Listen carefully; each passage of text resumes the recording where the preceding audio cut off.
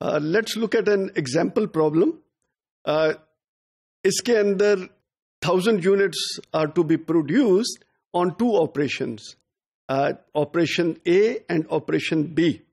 اس کے اندر جو سیٹ اپ ٹائم ہے وہ آپریشن اے کا 30 منٹس ہے اور آپریشن بی کا 50 منٹس ہے، جبکہ run time on operation A is 10 minutes per unit and that on B is 5 minutes per unit.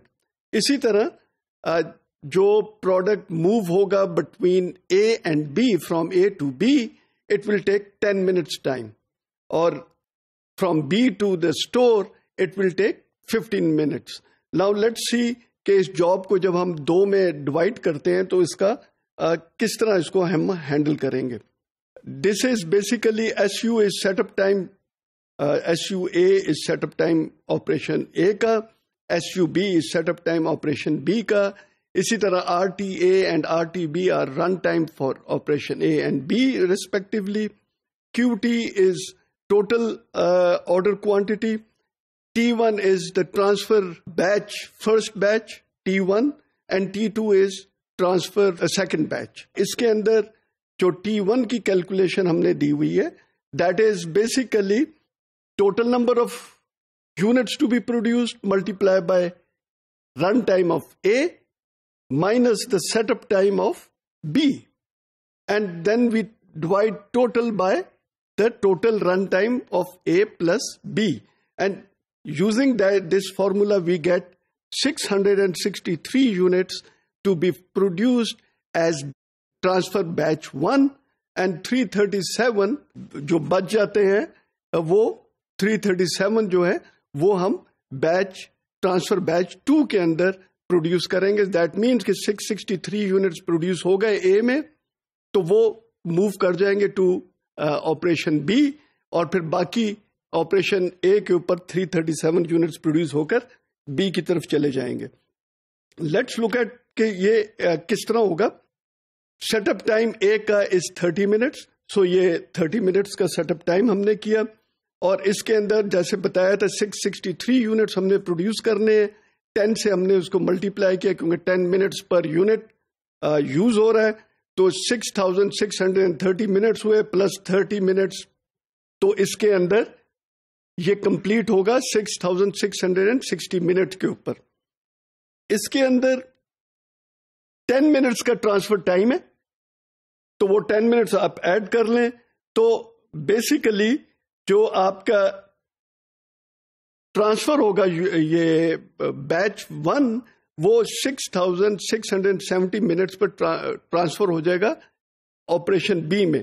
50 minutes operation be کے سیٹ اپ ٹائم کے ہیں، تو جب آپریشن اصل رن ٹائم شروع ہوگا اس بیچ پر تو وہ 6720 منٹس کے اوپر شروع ہوگا. ان دا مین ٹائم آپریشن اے کے اوپر 337 یونٹ جو رہ گئے تھے ان کے اوپر آپریشن ہو رہا ہوگا سائملٹینیسلی. سو وہ جو کمپلیٹ ہوگا وہ ہوگا 10,030 منٹس کے اوپر. اور ان دا مین ٹائم بی کے اوپر آپریشن جو پہلا بیچ تھا اس کا کمپلیٹ 10,035 منٹس کے اوپر ہو رہا ہے. یہ 10,030 پر ہوا، اے سے جب یہ بی پر ٹرانسفر ہوا تو 10 منٹس لگے، تو بیسیکلی اس پر آپریشن شروع ہوگا 10,040 کے اوپر، اینڈ ٹوٹل ٹائم اس کے اوپر 5 منٹ کے حساب سے 1,685 جو سیکنڈ بیچ آیا اس پر لگے گا. تو ٹوٹل جو 1000 یونٹس ہیں ان کا رن ٹائم جو ہے وہ 11,720 منٹس بن جاتا ہے. اس کے اندر پھر یہ ٹرانسفر ہوگا to store, so 15 minutes time لے گا. تو ٹوٹل ٹائم جو اس 1000 یونٹس کے اوپر by breaking it down into 2 batches, transfer batches, it comes to 11,735.